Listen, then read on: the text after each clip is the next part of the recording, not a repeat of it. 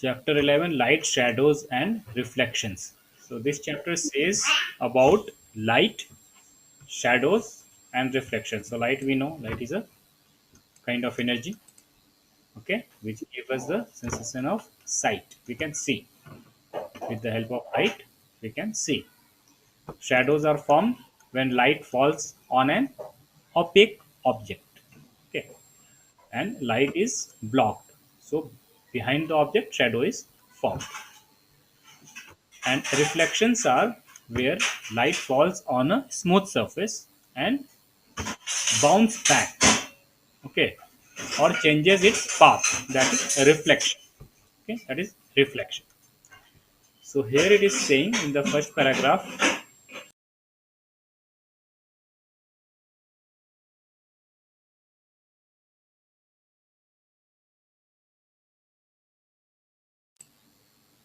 we see so many objects around us, okay.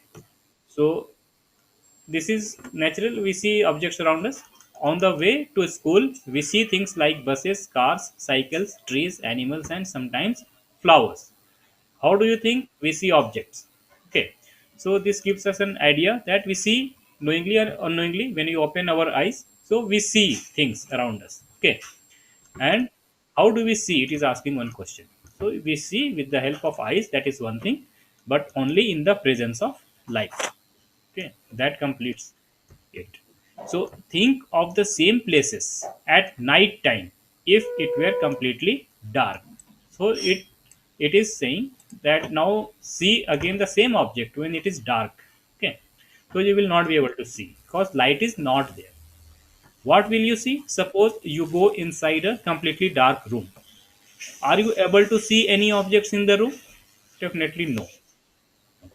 Not so no. But when you light a candle or a torch, you can see the objects present in the room. Okay. But once you light up the candle or bring a torch and switch on the torch, you can see. Isn't it? It is asking. So yeah, we can see. Without light, things cannot be seen. Light helps us see objects. Okay, so it is light which helps us see objects. Okay, here it is clearly and directly written. So the torch bulb is an object that gives out light of its own. Okay. So see here it is also saying about something light of its own. Okay. Means it can glow. It can bring out light.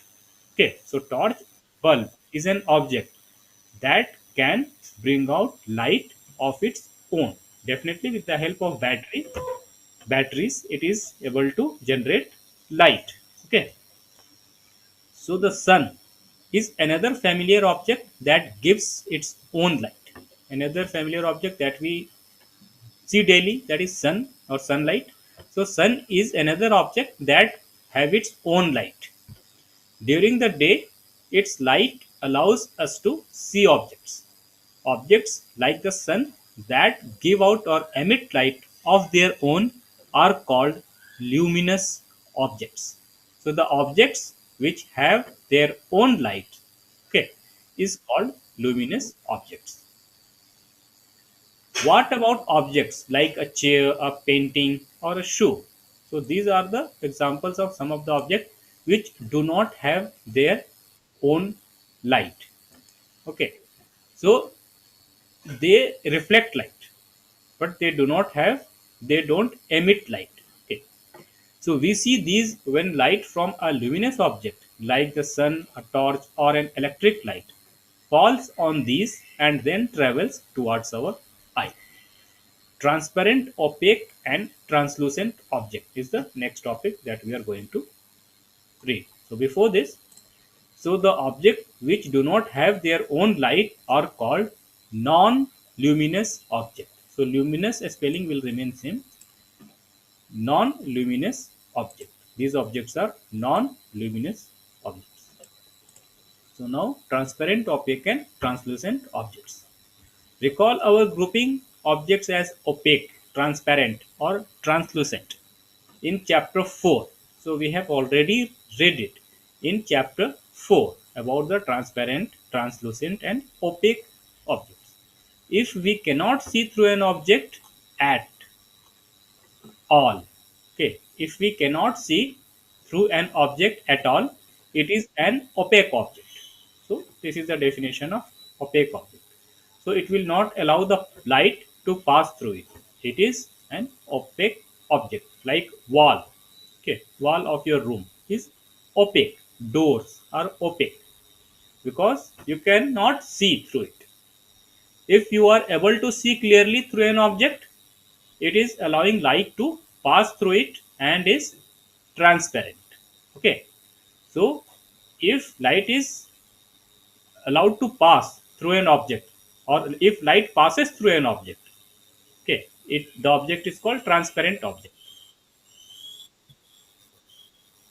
There are some objects through which we can see but not very clearly, and third type of objects are also there through which we can see, like thin plastics. We can see through it but not very clearly.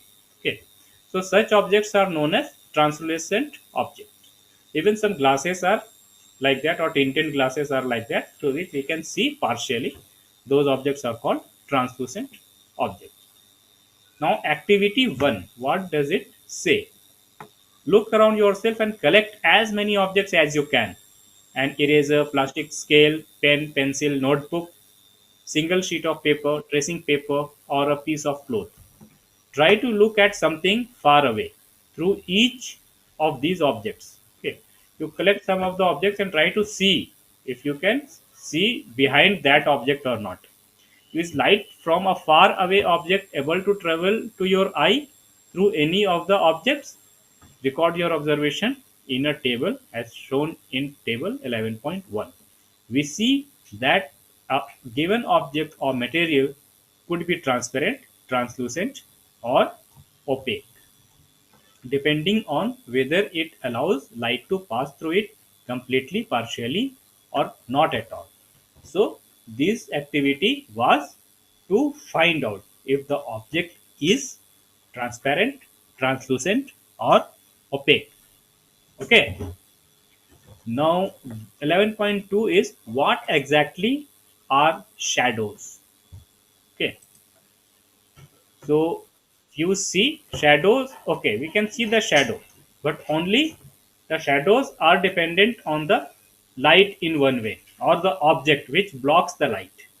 Shadows are dependent on the object which block the light. So it takes the shape of the object itself. Okay. As light travels in a straight line, wherever the light cannot pass through, behind that will be dark. And if you have a screen behind it, it will show you the shadow of that object. So activity 2 says, now one by one hold each of the opaque objects in the sunlight, slightly above the ground. What do you see on the ground? Do you know that the dark patch formed by each on the ground is due to its shadow? Sometimes you can identify the object by looking at its shadow. Okay. A spreadsheet of paper on the ground. Hold a familiar opaque object at some height so that its shadow is formed on the sheet of paper on the ground. Ask one of your friends to draw the outline of the shadow while you are holding the object. Draw outlines of the shadow of the object in a similar way. Okay. So it is saying, suppose you have a duster. So you draw outline of a duster on a paper, put the duster on the paper and mark it from the surroundings. So you will get a rectangular shape. Okay. Now lift it up and put a torch on top of it and glow it the torch. The light will be emitted from the torch and the shadow will be formed. So that shadow will also take the shape of the duster. If it is totally like on top of it, you can get the rectangle shape also. Otherwise, when you will tilt, it will vary. It will take the shape of the duster as it is seen from the source of light. Okay. and condition is that the screen, the paper will be like perpendicular to the source of light. If the paper is tilted, you will see long shadow. Okay. So now ask some other friends to identify the object from these outlines of shadows. How many objects are they able to identify correctly? Do you observe your shadow in a dark room or at night when there is no light? Do you observe a shadow when there is just a source of light and nothing else in a room? It seems we need a source of light and an opaque object to see a shadow. Is there anything else required? So one screen is required, one source of light is required, and one object of which shadow is formed. So these are opaque objects. These are the things required for the formation of shadow. Activity 3. This is an activity that you will have to do in the dark. In the evening, go out in an open ground with a few friends. Take a torch and a large sheet of cardboard with you. Hold the torch close to the ground and shine it upward so that its light falls on your friend's face. You now have a source of light that is falling on an opaque object. If there were no trees, buildings, or any other object behind your friend, would you see the shadow of your friend's head? This does not mean that there is no shadow. After all, the light from the torch is able to pass through his body to the other side. Not able to. Okay. After all, the light from the torch is not able to pass through his body to the other side. Okay. So when you glow the torch, then still you don't see the shadow in the air. So it needs one screen. When the screen is placed, it is saying then only the shadow will be seen because light will be all around the body. Okay, and wherever the dark, that is due to the opaque object or the boy standing in front of the screen. Thus, the shadow can be seen only on a screen. The ground walls of a room, a building, or other such surfaces act as a screen for the shadows you observe in everyday life. Shadows give us some information about shapes of objects. Sometimes shadows can also mislead us about the shape of the object. In figure 11.4 are a few shadows that we can create with our hands and make believe that they are shadows of different animals. Have fun. So by finger tricks or finger movement, you can create the shape also with the help of shadows. So it will look like some birds and animals. Activity 4. Place a chair in the school ground on a sunny day.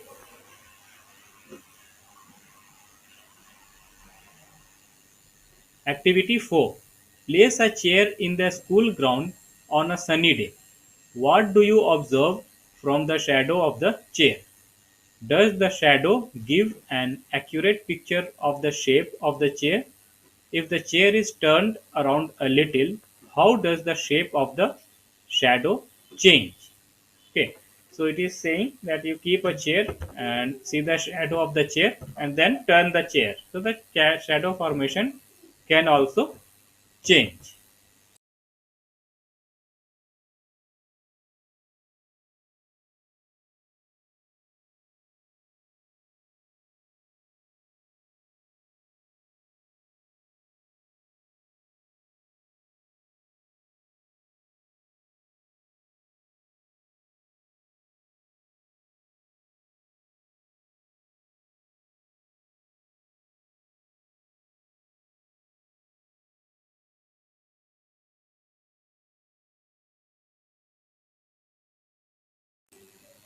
Okay, take a thin notebook and look at its shadow.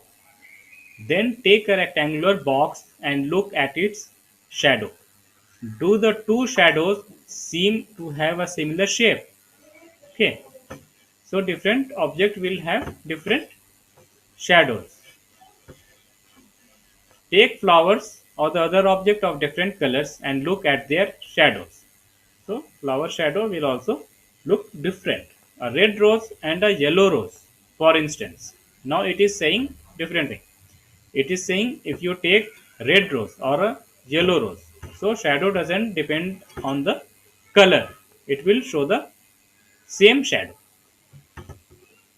same shadows. Okay. Do the shadows look different in color when the colors of the objects are different? No. Shadows are the absence of light, so it is black in color. It will be dark in color. If not totally black, it will be dark. Take a long box and look at its shadow on the ground. When you move the box around, you may see that the size of the shadow changes. When is the shadow of the box the shortest? When the long side of the box is pointed towards the sun, or when the short side is pointing towards the sun. So now it is asking you to take a long box. Okay. So when you take a long box and look at its shadow on the ground, when you move the box around, you may see that the size of the shadow also changes. Okay. So sometimes you can see the short shadow, sometimes it is long shadow. And when you point it towards the sun, it will be short. Okay. Lengthwise, you point towards the sun, it will be short shadow, because directly 90-degree the light will fall and it will look small. Let us use this long box to prepare a simple camera. Now it is talking about the pinhole camera, which is very easy to make. 11.3 says a pinhole camera. You might think that we need a lot of stuff to make a camera. Not really, if we just wish to make a simple pinhole camera. So it is so easy that you can make it at your home also. So activity 5 is for that. So see, take two boxes of cardboard such that one can slide into another with no gap in between them. Cut open one side of each box on the opposite face of the larger box. Make a small hole in the middle. Okay, so here is the thing. The two boxes can slide. Okay, like this. So this is cut end, this is again cut end, and this is cut here for screen. Okay, and pinhole is here. Okay, because it is pushed inside, so that the screen will be in dark. So if light will form some image, it can be seen. If it is dark, then only it can be seen. So now try to look at some distant object like a tree or a building through the pinhole camera. Make sure that the object you wish to look at through your pinhole camera are in bright sunshine. So if the sunshine is bright, then only a better picture can be seen using pinhole camera. Move the smaller box forward or backward till you get a picture on the tracing paper pasted at the other end.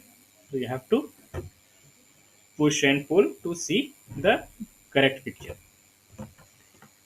Are these pinhole images different from their shadows? So are these pinhole images different from their shadows, or they are same? It is asking. So look through your pinhole camera at the vehicles and people moving on the road in bright sunlight. So when you will see people or vehicle moving in the bright sunlight, then also you can see or trace it on the using the pinhole camera on the screen. You can see it on the screen. Do the pictures seen in the camera show the colors of the object on the other side? Are the images erect, or do the pictures seen in the camera show the colors of the object on the other side? Are the images erect or upside down? Surprise, surprise. So now you can see even the colors of the pictures. So it is different from the object. Okay, different from the shadows, and you can see things moving also. And images are not erect; they are upside down also. Okay, so these are the changes when we compare it with shadows. Let us now image the sun with our pinhole camera. We need a slightly different setup for this. We just need a large sheet of cardboard with a small pinhole in the middle. Hold the sheet up in the sun and let its shadow fall on a clear area. Do you see a small circular image of the sun in the middle of the shadow of the cardboard sheet? Look at these pinhole images of the sun when an eclipse is visible from your location. Okay, this can be used to see the eclipse. Adjust your pinhole and screen to get a clear image before the eclipse is to occur. Look at the image as the eclipse begins. You will notice a part of the image of the sun gradually becoming darker as the eclipse start. So you can like replicate the eclipse using pinhole camera. Never ever look directly at the sun. Don't see the sun directly. Okay, this can damage the eyes cells. So always indirectly it is to be seen. That could be extremely harmful for the eyes. So you should not see sun directly. There is an interesting pinhole camera in nature.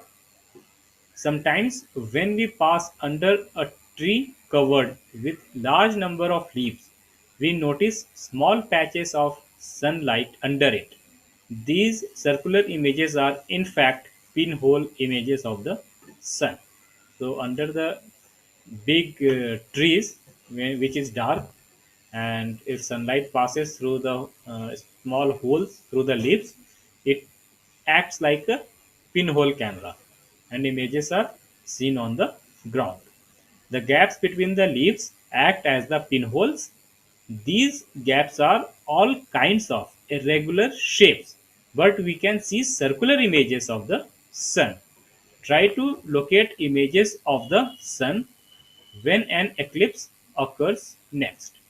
That could be so much fun. Okay. Bujo has Bujo has this thought. We saw upside down images of people on the road with our pinhole camera. What about the images of the sun? Did we notice them to be upside down or anything like that?